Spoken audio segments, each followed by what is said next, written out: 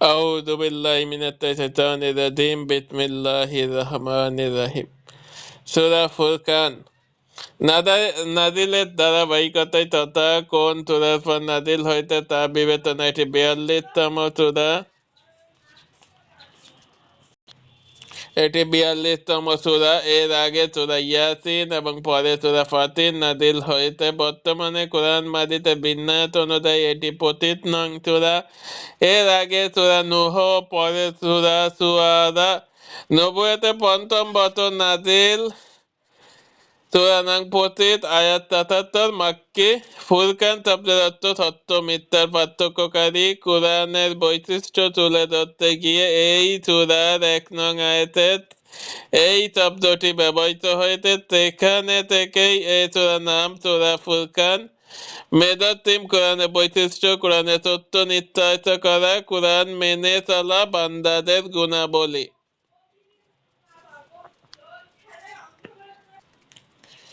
এই সূরা শুরুতে সম্পর্ক। সূরা শুরুতে আল্লাহ তাআলা মুশরিকদের লক্ষ্য করে বলেছেন তারা তাকে বাদ দিয়ে অনেকগুলো ইলাহ মেনে নিয়েছে। আর এই সূরা শেষে জানিয়েছেন সেসব মুশরিকদের পরিণতি ও রাসূলকে বলার আদেশ দিয়েছেন, তুমি বলে দাও তোমরা একমাত্র আল্লাহর দাসত্ব আনুগত্য না করলে আমার রবের এর কাছে তোমাদের কোনো মূল্য থাকবে না। আর তোমরা মিথ্যা বলে আল্লাহ পয়গাম উড়িয়ে দিয়েছ, ফলে এই শাস্তি তোমাদের পিছু ছাড়বে না। অন্য সূরার সাথে সম্পর্ক। এ সূরার আগে সূরা হলো সূরা নূহ, যাহার শেষে আল্লাহ তাআলা সার্বভৌমত্বের ঘোষণা দিয়েছেন। মনে রাখবে মহাকাশ ও পৃথিবীতে যা কিছু সবই আল্লাহর মালিকানাধীন। এরপর সূরা ফুরকান শুরু হলো আল্লাহ সার্বভৌমত্বের ঘোষণার মাধ্যমে, যিনি মহাকাশ ও পৃথিবীর সার্বভৌমত্বের অধিকারী।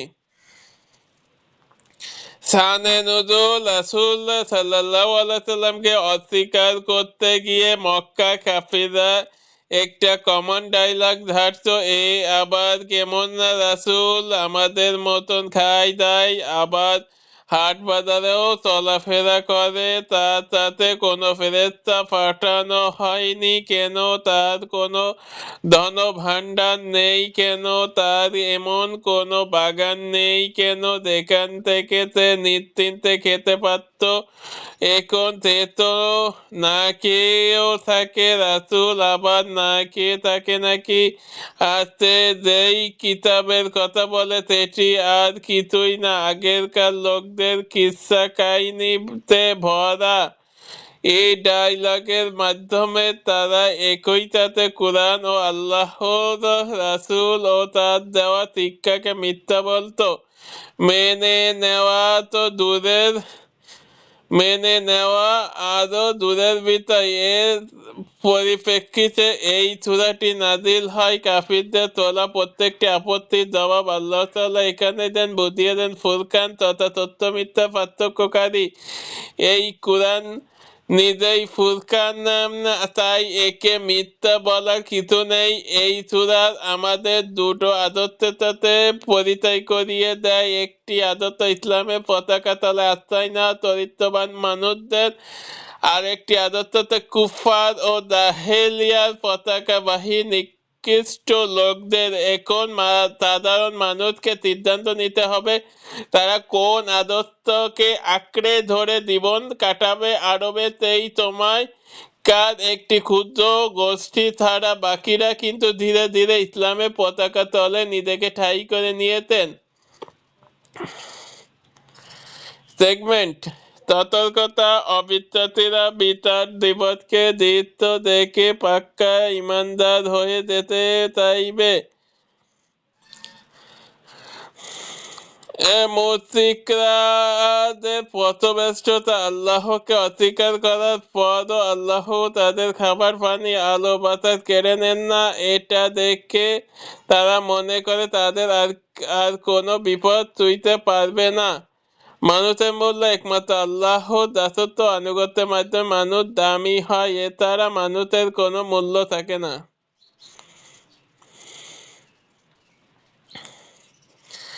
ফজিলত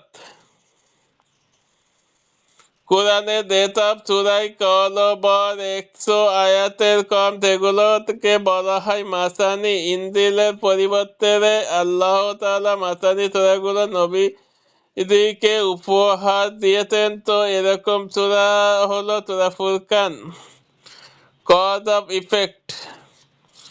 হাই দুনিয়াতে আমি যদি তাকে বন্ধু হিসেবে গ্রহণ না করতাম, কিয়ামতের দিন মানুষ এই বলে আফসোস করবে। হাই দুনিয়ার বুকে বন্ধুত্ব পাতানোর বিষয়ে খুবই সতর্ক থাকতে হবে। সেন্ট্রাল থিম মানব জীবনের সবচেয়ে বড় পাথেয় আল কোরআন, গতিপথ রাসূল ও ওহীর উদ্দেশ্য। আল্লাহ তাআলা রাসূল সাল্লাল্লাহু সাল্লামের উপর সত্য মিথ্যার পার্থক্যকারী কিতাব কোরআন নাজিল করেছেন, যাতে দুনিয়াবাসীকে আল্লাহ অবাধ্যতার ব্যাপারে সতর্ক করা যায়। মুশরিকদের দাবি খণ্ডন। নবী সাল্লাল্লাহু আলাইহি সাল্লাম ও কুরআনের ব্যাপারে মক্কায় মুশরিকদের বিভিন্ন মিথ্যা দাবি ছিল, সেগুলোকে আল্লাহ ভেঙে গুড়িয়ে দিয়েছেন। লড়াই হবে কোরআন দিয়ে। যারা আল্লাহ অবাধ্য তাদের বিরুদ্ধে সবচেয়ে বড় অস্ত্র হলো কোরআন, কারণ কোরআনের মধ্যে যে যুক্তিগুলো তুলে ধরা হয়েছে তা খণ্ডন করার ক্ষমতা কারণ নেই। এটা মুমিন ও মুশরিকদের প্রতি আহ্বান। মুমিনদেরকে আল্লাহর আদেশ দিয়েছেন তাওহীদের চেতনাকে সমুন্নত করে, আর মুশরিকদের আহ্বান জানিয়েছেন নিজেদেরকে সংশোধন করে ক্ষমাশীল আল্লাহর দিকে ফিরে আসো। আয়াত 1 থেকে 3। সত্যিকারে ইলাহ আল্লাহ গুণাবলী আলোচনা করা হয়েছে। মিথ্যা ইলাহ বা মূর্তিগুলো হলো অসার। 4 থেকে 6। কোরআনের উপর কাফিরদের কিছু সন্দেহ উল্লেখ করে সেসবের জবাব দেওয়া হয়েছে। 4 থেকে 10। রাসূলকে নিয়ে তাদের সন্দেহ ও এ ব্যাপারে আল্লাহ প্রতিক্রিয়া। 11 থেকে 19। তাদের এসব টালবাহানা ও অস্বীকৃতির পেছনে আসল রহস্য ফাঁস করা হয়েছে। রাসূলের বাছাইয়ের বেলা আল্লাহর রীতি ও অহংকার কাফিরদের স্বভাব নিয়ে আলোচনা। 30 থেকে 40। মানুষের আচরণ ব্যবহার ও ব্যাপারে আল্লাহর কাছে নবীদের নালিশ এবং তাকে দেওয়া সান্ত্বনার বর্ণনা দেওয়া হয়েছে। 41 থেকে 44। যাদের কাছে নিজেদের চিন্তা বা বিশ্বাসের পক্ষে কোনো যুক্তি নেই, হাসি ঠাট্টাই তাদের প্রধান অস্ত্র। ও 45 থেকে 55। আল্লাহ রাসূল সাল্লাল্লাহু আলাইহি সাল্লামের মহাবিশ্বের খবর জানিয়েছেন, অথচ আগে এসব বিষয়ে তার কোনো জ্ঞান ছিল না। এটি রিসালাতের একটি প্রমাণ। 56 থেকে 62। রাসূল সাল্লাল্লাহু আলাইহি সাল্লামের মিশন এবং অবাধ্যদেরকে আল্লাহর পথে ডাকার ক্ষেত্রে তার কর্মপদ্ধতির উপর আলোকপাত করা হয়েছে। 63 থেকে 77। আল্লাহর বাণী ফলাফল নিয়ে আলোচনা করা হয়েছে। কেইট অফ স্টাডি জীবনে চলার পথে আয় ব্যয়ের হিসেবে মেলাটা খুবই জরুরি। এই একটি জায়গায় যদি আপনি তাল ঠিক রাখতে না পারেন, তাহলে অনেক বড় সমস্যায় পড়ে যাবেন। বারবার হোঁচট খাবেন, থমকে দাঁড়াবেন। বউয়ের আবদার, ছেলেমেয়ের হাজার হাজার বায়না, প্রয়োজন ছাড়াই ঘন ঘন রেস্টুরেন্টে গিয়ে খাবার খাওয়া, সহ টাকা ফেলার জায়গা পান না। আপনি শেষের মাস না পুরোতেই ভাত খালি পড়ে যান বেকায়দায়। যার কাজ ও হয়তো করা লাগে কখনো কখনো না আছে, এর উল্টো ও চিত্তরহ। এই আপনার কাছে একজন ফকির এতে হাত পাতলো, আপনার পকেট থেকে 10টা টাকা খসে না, তখন আপনি খুব হিসাবি মানুষ। ইসলাম এই দুটো কাজের কোনোটিতে সমর্থন করে না, বরং ইসলাম আপনাকে দেখায় ভারসাম্যপূর্ণ পথ। সূরা 63 নং আয়াতে আল্লাহ তাআলা তার প্রিয় বান্দাদের গুণাবলী আলোচনা করতে গিয়ে বলেন, পরম করুণাময় প্রকৃত গোলাম তো তারা যারা খরচ করার সময় অপচয় করে না, কৃপণতাও করে না, এবং বরং এ দুইয়ের মাঝামাঝি ভারসাম্যপূর্ণ পথ অনুসরণ করে। তাই এই আয়াত নিয়ে প্রতিটি মুসলিমের গভীর গবেষণা ও স্টাডি করা উচিত। রিফ্লেকশন।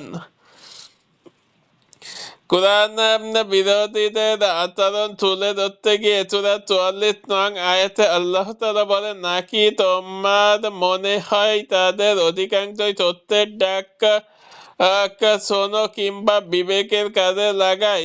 তারা তো কেবল গবাদি পশুর মতন, বরং সঠিক পথ থেকে আরো বেশি বিচ্যুতি। অর্থাৎ যারা সত্যের ডাক শোনে না, কোরআন থেকে মুখ ফিরিয়ে রাখে, তাদের আচরণ পশুর চেয়ে নিকৃষ্ট। গবাদি পশুরা ঘাসের উপর সারাক্ষণ মাথা গুঁজে থাকে, খায় দায় ঘুমায়। তাদেরকে ঘাস খাওয়াতে নেওয়া হচ্ছে নাকি কসাইয়ের হাতে তুলে দিতে দেওয়া হচ্ছে, এসব নিয়ে তাদের কোনো মাথা ব্যথা নেই, কারণ তাদের মধ্যে আল্লাহ কোনো বিবেক বুদ্ধি দেননি। তো বোধহীন প্রাণীর ক্ষেত্রে এটা বেকাপ্পা লাগে না, কিন্তু বোধ শক্তি থাকার পরও থাকার পরও মানুষ কি বুঝবে? তাদের বুঝবে না, তাকে তার পবিত্র ও শয়তান পূজারীরা কোথায় নিয়ে যাচ্ছে। আর তার সাথে তো এই আচরণ একেবারেই বেমানান। গবাদি পশু যেমন তার পেটে ধান্দায় থাকে সারাদিন, কোরআন বিরোধীদের অবস্থাও ঠিক তেমন। সারাদিন শুধু নিজের প্রবৃত্তিকে সন্তুষ্ট করার ধান্দায় থাকে। এরা সত্য দেখে না, শুনেও শুনে না। এরা এদের মনকে ইলাহের আসনে বসিয়ে নিয়েছে। আমাদেরকে এখন থেকে ভীষণ সাবধানী হতে হবে। শুধুমাত্র মনের তৃপ্তি জোগানোই যেন আমাদের জীবনে একমাত্র ধ্যান জ্ঞান না হয়, বরং আল্লাহ আদেশ ও সামনে এসে পড়লে আমরা যেন তা পালন করতে কুষ্ঠা বোধ না করি। আমরা যেন ওইসব গবাদি পশুর মতো না হই। আল্লাহ আমাদেরকে সুরক্ষা দিন, আমিন। বুখারী ৭২-৮৮, মুসলিম ১৩৩৩, ইবনে মাজাহ ৪৩।